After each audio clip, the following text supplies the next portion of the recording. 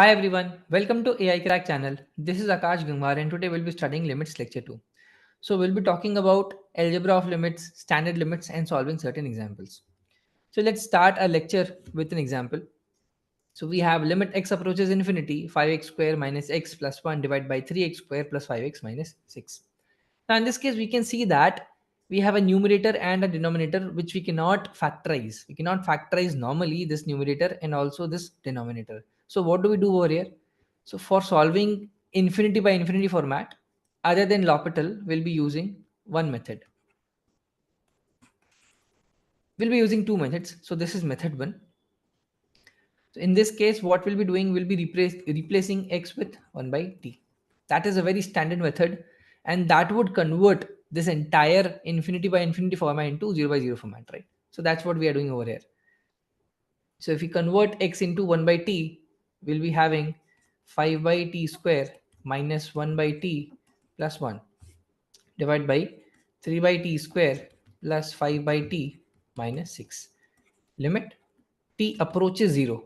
Limit changes because when we are converting this, x was approaching infinity, so t should be approaching 0, right? Now if we take the LCM, we'll be getting 5 minus t plus t square divided by 3 plus 5t minus 6t square. Limit t approaches 0. Now in this case, when we are comparing these terms with respect to 6, these are negligible because these are t and t is approaching 0. So that's why we can neglect these terms and these terms as well. So limit comes out to be 5 by 3. Now this was method 1. We have method 2 as well.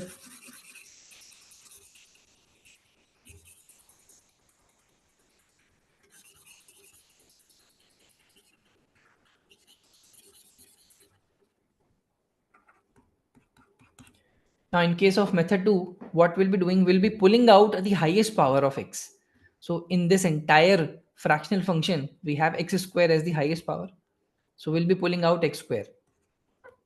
From the numerator, we'll be getting 5 minus 1 by x plus 1 by x square divided by x square 3 3 plus 5 by x minus 6 by x square.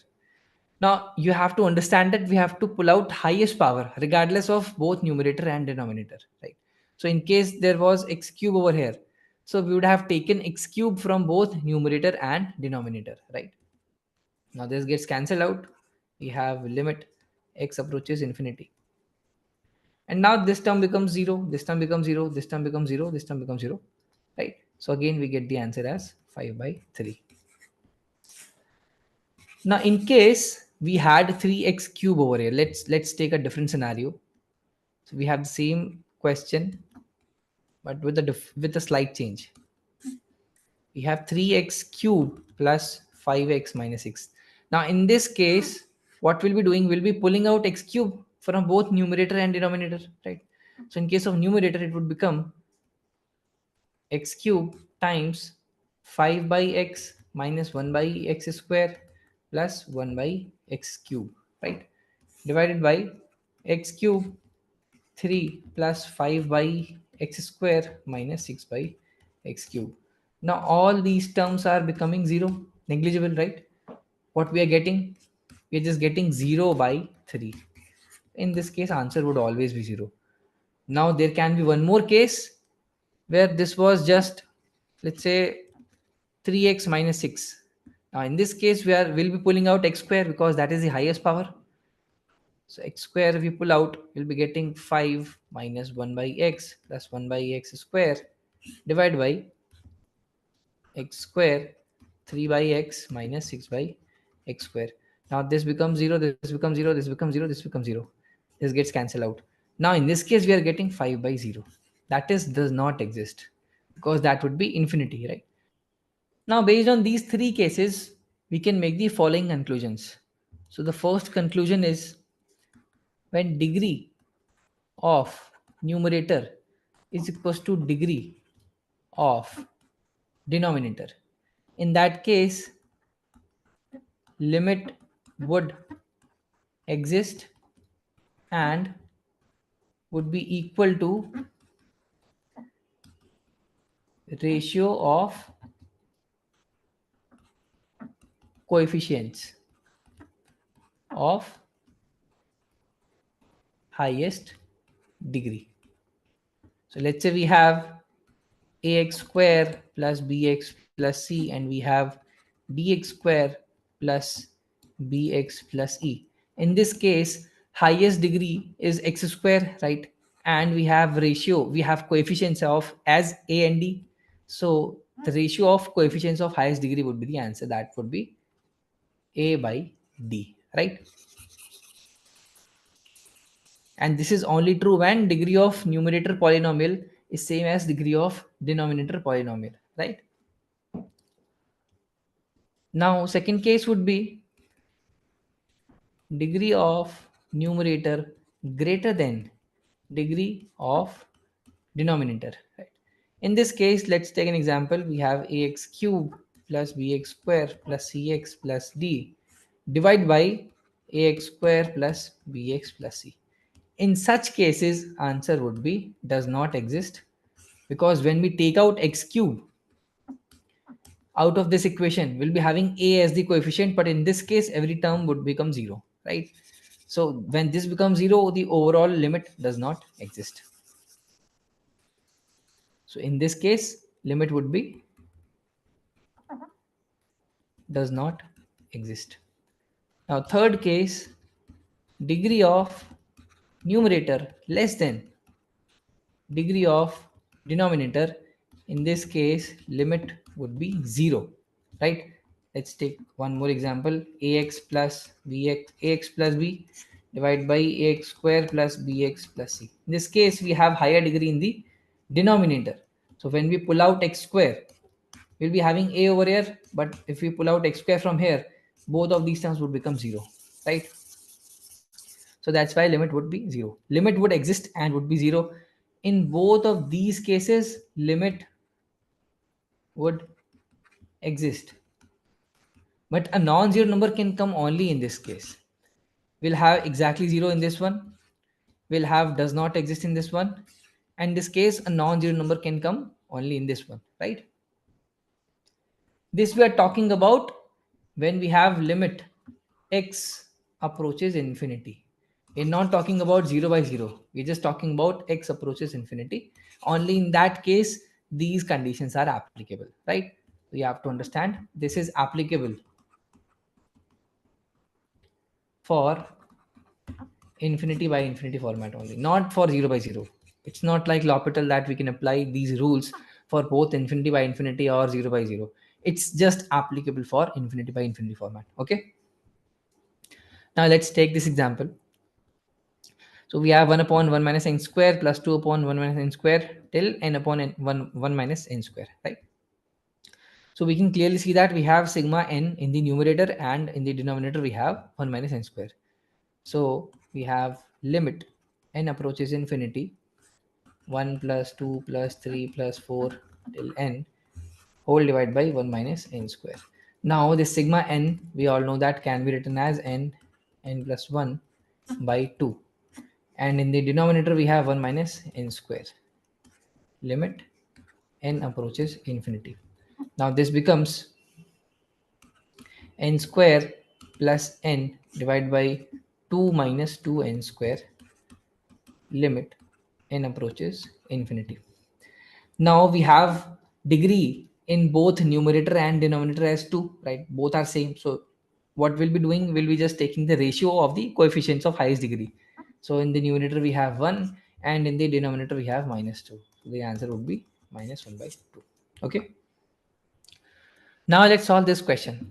If limit x approaching infinity, x square plus x plus 1 divided by x plus 1 minus ax minus b equals to 4, then. Now these are the kind of questions which you can expect PGDBA to ask in the examination.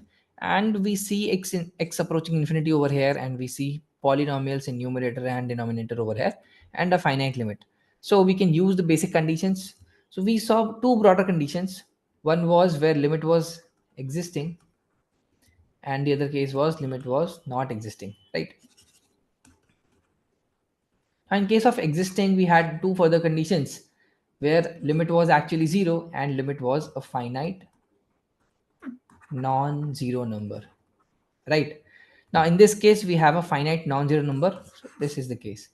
This was the case where degree in numerator was equals to degree in denominator, right?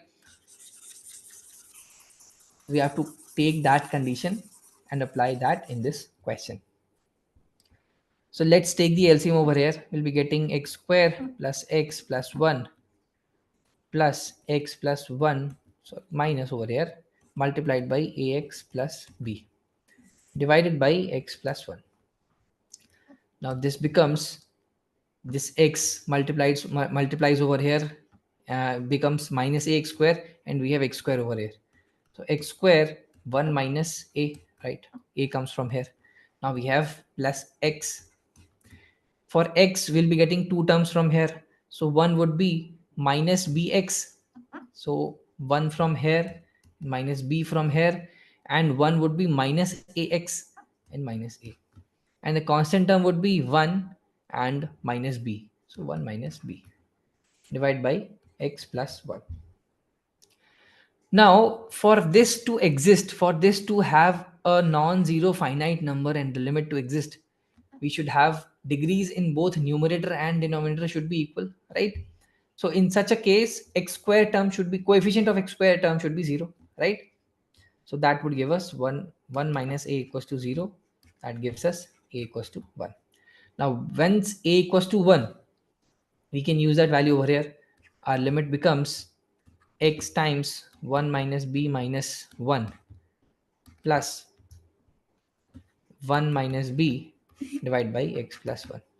Now this 1 gets cancelled out, so we are getting minus b x plus 1 minus b divided by x plus 1. Now we know that x is going to infinity in this case, right? So for this limit, what do? We take the coefficients of x. So that would be minus b by 1 equals to 4, right? Because 1 and minus b and this one, this would be negligible in terms of x because x is approaching infinity. So for limit to exist, this ratio would be equals to 4, right? So that gives us b equals to minus 4. Now let's talk about the next two types of indeterminate forms, 0 into infinity and infinity minus infinity. And we discussed it earlier that we are going to convert both of them into either 0 by 0 or infinity by infinity. Whatever is suitable for us in that question, we'll be doing that, but we'll be eventually converting them into 0 by 0 and infinity by infinity. Okay. So let's have a look at this question. So we have limit x approaches infinity under root 36x square minus 3x minus 6x. Okay. Now again, I'll repeat that statement. If I see anything of this sort, under root a plus under root b, under root a minus under root b, root a plus b or plus minus b, in that case, the first thought that should come to anyone's mind is rationalization, right? So I'll do the rationalization over here. That would give me 36x square minus 3x minus 6x multiplied by under root 36x square minus 3x plus 6x divided by under root 36x square minus 3x plus 6x. Okay.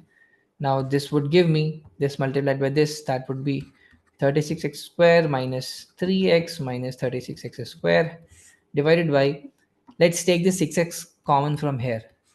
So we'll be getting, if we take 6x as common over here, we'll be getting 1 minus 3x by 36x square. So this 36x square becomes 6x outside, right? So that's why I've taken 1 over here plus 1. Now this gets cancelled out. We are left with minus 3x divided by 6x under root 1 minus, this is x square, 1 minus 1 by 12x plus 1.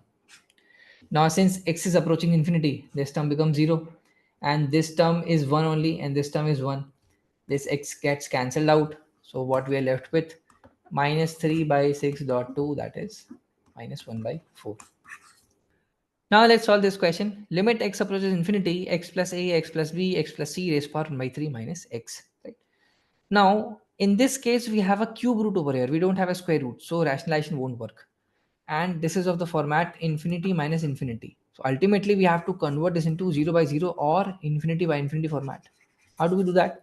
So one idea that comes to my mind is convert x as 1 by t. We have to replace x with 1 by t. Why? Because that would give us something in the ratios, right? That would give us something in the fractions, and that might create 0 by 0 or infinity by infinity format. So that is the first thought process that comes to my mind. So let's proceed with that. So if I replace x with 1 by t, I'll be getting 1 by t plus a multiplied by 1 by t plus b 1 by t plus c raised power whole raised power 1 by 3 minus 1 by t, and we have limit t approaches 0. Okay, now if we take the LCM, we'll be getting limit t approaches 0 1 plus at 1 plus bt 1 plus ct, and we have t in the denominator, and that would become t cube whole raised power 1 by 3 minus 1 by t. Now what we can do, we can take this t outside this 1 by 3, right? So that would become limit t approaches 0 1 by t 1 plus at 1 plus bt and 1 plus ct raised power 1 by 3 minus 1 by t. Now if you look at this product individually, we can see that this product would have a term 1 when this 1 multiplies this 1 and this multiplies with this 1. So we'll have a term 1, right? And we have terms with some coefficient t plus some coefficient t square plus some coefficient t cube, right? Now this term can be neglected and this term can be neglected because t is approaching 0. So with respect to t, these terms can be neglected, right? Because of the higher powers. So we'll not be bothering for these t square and t cube terms. We are just concerned with t terms. How do we get t terms? Only in the case where this at is being multiplied with 1, this bt is being multiplied with 1, and this ct is being multiplied with 1, right? So we'll be having a plus b plus c times t plus higher degree terms which are being neglected. Raised power 1 by 3, 1 by t, limit t approaches 0 minus 1 by t. Now we have studied binomial approximation. We haven't used it yet. Right? Now we saw that when we have 1 plus x raised power n and x is approaching 0, then what do? We write it as 1 plus nx as binomial approximation. This was right. Now in this case, we'll be using that. So we have limit t approaches 0, 1 by t. This would become 1 plus 1 by 3 a plus b plus c times t minus 1 by t. Now this and this gets cancelled because we have 1 by t over here. And when we take this t inside, we'll be getting 1 by 3 a plus b plus c as the answer.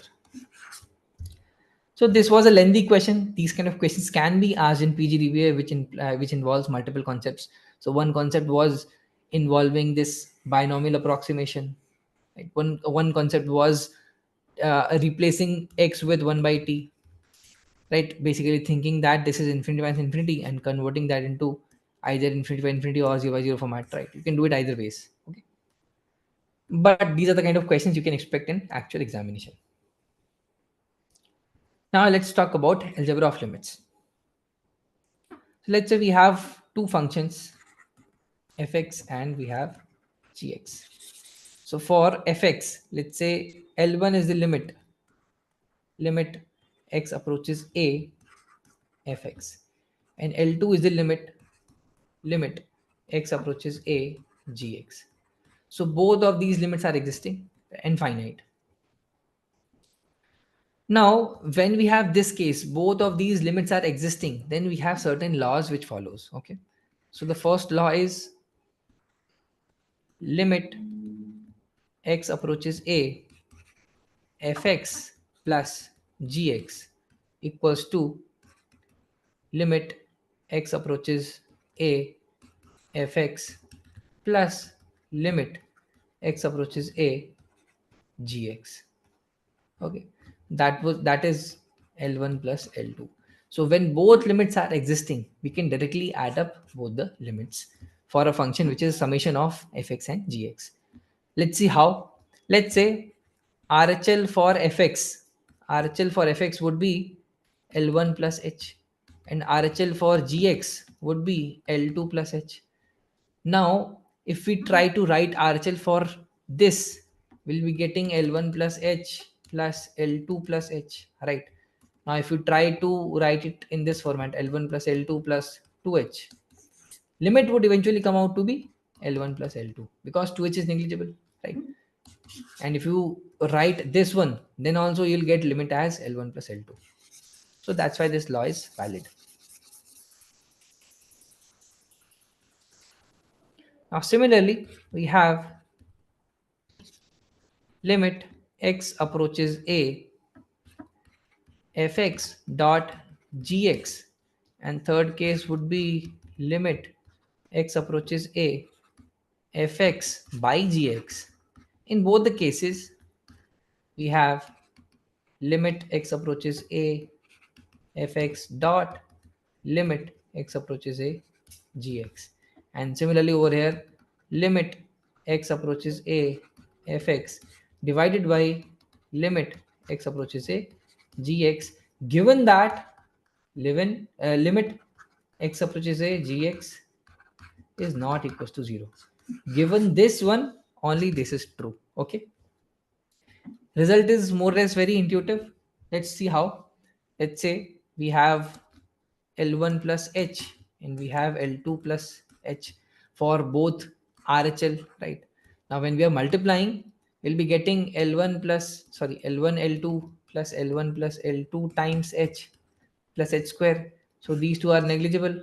Eventually we'll be getting limit as L1 L2, right? Now the fourth one is limit x approaches a k times fx. That would be equals to k times limit x approaches a fx. Now k is a constant number over here. So you can take the example again. Let's say RHL equals to L1 plus h. Now k times would be k times L1 plus h. That would be k L1 plus kh. Again, this goes to 0 because that's very negligible, and that's why KL1 is the final answer. So this is KL1. Now fifth one is limit x approaches a modulus of fx, that is equals to modulus of limit x approaches a fx. This is again very intuitive. You can just take one example and you'll be able to prove this one. Now if we talk about the sixth one, that is interesting. So limit x approaches a fx raised to power gx. Now that would be limit x approaches a fx raised to power limit x approaches a gx. So that basically means if we have L1 plus h raised power L2 plus h, the answer would be L1 raised to power L2. How? Let's see. So let's say if L1 is 2, so we are getting 2 plus h, and over here we have let's say L2 is 3, we have 3 plus h. H is very small number, very small number. So let's write in decimal format to make it even more intuitive. That would be 2.0001 and that would be 3.000001. So this would come out to be 8.000001, something of this sort, right? So eventually when you are converting this into limit, the limiting value would be 8 only. Now that would mean 2 raised power 3. That is limit fx raised power limit gx. Okay. Now the seventh one will leave that for the continuity because that involves the concept of continuity. So we'll leave that when we are discussing continuity chapter. Okay. So until now we discussed all the cases where both the limits were existing. Now let's look at the cases where both limits may or may not exist and how the summations, products and divisions, subtractions would behave in such cases, right? So we have limit L1 and we have limit L2.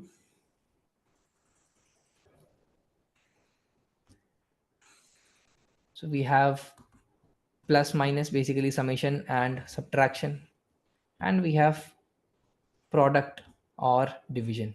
Okay. So we have these two cases. We have product and division. So let's take a few examples. Let's say this one is existing and this one is existing. So we saw that this one would exist, this one would exist, right? We had no doubts about that, given that the denominator is not zero, obviously, right? Now the other case would be this is existing and this is not existing. Now in that case, summation would not exist. When one is existing and the other one is not existing, in that case, summation would not exist. Why? Let's take one example. Let's say we have x and 1 by x. Limit x approaches 0. So in case of summation or subtraction, this would exist, but this would not exist. And overall as a function, the entire limit would go to infinity. That's why the entire limit would not exist, right? So when one is existing and the other one is not existing, in such cases, summation or difference would always does not exist, right? Now take the same example for product. So we have x and 1 by x. This is existing, this is not existing. If you multiply both of them, in that case, the limit would be 1, right? So it can exist. It may or may not exist. May or may not. Okay. Same goes what for the division as well. Let's take the same example, x and 1 by x. When we divide both of them, it would become x square. And for x square, limit would exist, right? So that's why for product or division may or may not exist. Now the third case would be when both limit does not exist. So this is also not existing, this is also not existing. In this case, summation may or may not exist. Why? Let's take an example. So let's say we have GIF x and we have fractional x. Now when we add both of them, we know that x equals to fractional GIF plus fractional, right? So this for this limit is existing at x equals to 0, for this limit is not existing, and for this limit is not existing at x equals to 0, right? So for summation or difference may or may not. Now same goes for the product. If both the limits are not existing, product may or may not. Let's see one example. So let's say we have a piecewise function. So fx equals to 2 for x less than 0 and 1 for x greater than equals to 0. And let's say we have gx, that would be 1 for x less than 0 and 2 for x greater than equals to 0. Now if you multiply f and g, in that case the answer would be 2 for all the cases. So f and g would exist, but not these limits individually, right? Again, in such a case, this limit may or may not exist. Okay, so for both existing, this product summation multiplication division would exist. For one existing and one not existing, summation would not always exist. It would never, basically it would never exist, summation or difference, but product may or may not. For both not existing, in such cases, both summation subtraction may or may not, and product division may or may not. Okay, now let's start the last topic of today's lecture, that is standard limits. And the first question that comes to my mind is, why do we need to study standard limits where we can calculate limits with the help of rationalization, factorization, and L'Hopital? Like, now there can be certain cases where we have a large expression in numerator and large in denominator. In that cases, if you are going to use factorization or rationalization, it might take a long time. Even with the L'Hopital, after differentiating both numerator and denominator, it might become even more complicated to further differentiate.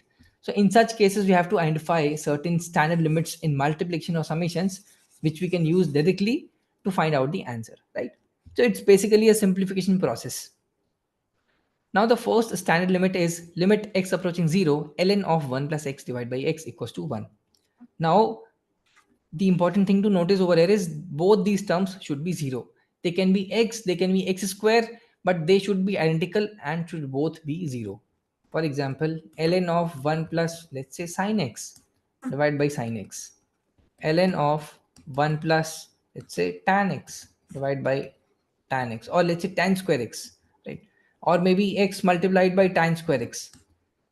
Given that limit x approaches 0, when this term and this term is same and both are approaching 0, we can directly write this limit as 1. Okay, so don't treat this x as something, specifically x. this anything which is approaching 0 when x is approaching 0, and they both should be identical. Now the derivation is pretty obvious, pretty simple. So you can just directly apply the L'Hopital over here. So we have ln of 1 plus x in the numerator, and we have x. If you differentiate it, you'll be getting 1 upon 1 plus x divided by 1. You apply just if you put 0 over here, you'll get 1 as the answer. Now let's solve this question. If limit x approaches 0, ln of 3 plus x minus ln of 3 minus x divided by x equals to k, the value of k is. Now we can directly solve this question with the help of L'Hopital because it's a 0 by 0 format question. We can directly use L'Hopital and find out the answer. But to understand how to use the standard limit, we'll be using that. Okay. Now in case of standard limit, we have to write this in the format of ln of 1 plus x. It's actually not in the format of ln of 1 plus x. It's in the format of ln of 3 plus x. So we have to convert that into ln of 1 plus x, right? So the first term would become ln of 3 times 1 plus x by 3. It's the same thing, right? Minus ln of 3 times 1 minus x by 3 divided by x. Now the first term would become ln 3 plus ln 1 plus x by 3 with the help of multiplication property, right? Minus ln 3 plus ln of 1 minus x by 3 divided by x. Now this individually becomes a standard limit, and this individually becomes a standard limit. This gets cancelled out. So ln of 1 plus x by 3 divided by x minus ln of 1 minus x by 3 divided by x. Limit x approaches 0. Now what you can do, you have to multiply and divide by 3 over here. You have to multiply and divide by 3 over here, right? Because we have x by 3 over here in the numerator. Now taking this minus sign over here, minus x by 3. Okay. Now this one is 1. This limit is 1, and this limit is 1 with the help of standard format. So the final answer would be 1 by 3 plus 1 by 3. That would be 2 by 3. Now you can see that how conveniently we use the algebra of limits over here. So this limit was existing over here. This limit was existing. And when we added both of them, we got the final answer. So this takes us back to the algebra of limits, which we usually use very conveniently without realizing we have used the algebra of limits. Okay. Now let's take the other format.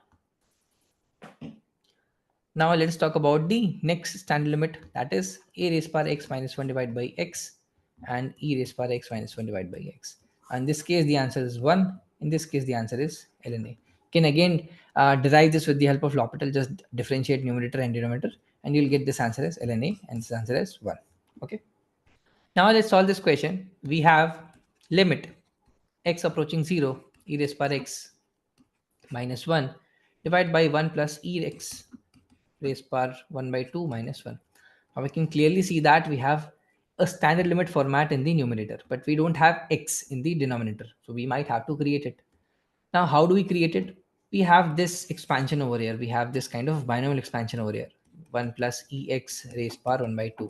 Now we know that it looks like 1 plus x raised power n is 1 plus nx in the binomial expansion format. So we can use that over here. So that would give us 1 plus 1 by 2 times ex as the binomial expansion. So let's use it over here. So limit x approaches 0, e raised power x minus 1 divided by 1 plus 1 by 2 ex minus 1. So this one gets cancelled out. Now we have the x value over here. So the answer would be 2 by e multiplied by e raised power x minus 1 divided by x. So this limit is 1. So 2 by e is the final answer. Okay. Again, we have used the algebra of limits very conveniently. This limit was existing.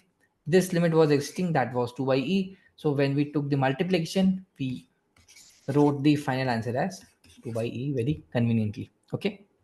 Now this is the last question, and I'll leave that to the homework. Again, you have to utilize that standard format. You might be able to do it with the help of L'Hopital or other methods, but try to use stand limit format because that would come out very handy eventually, right? So this lecture was still here only, and in the next lecture we'll be starting with the next set of indeterminate forms and we'll be solving a lot more problems. So let's meet in the next lecture. Thanks for watching.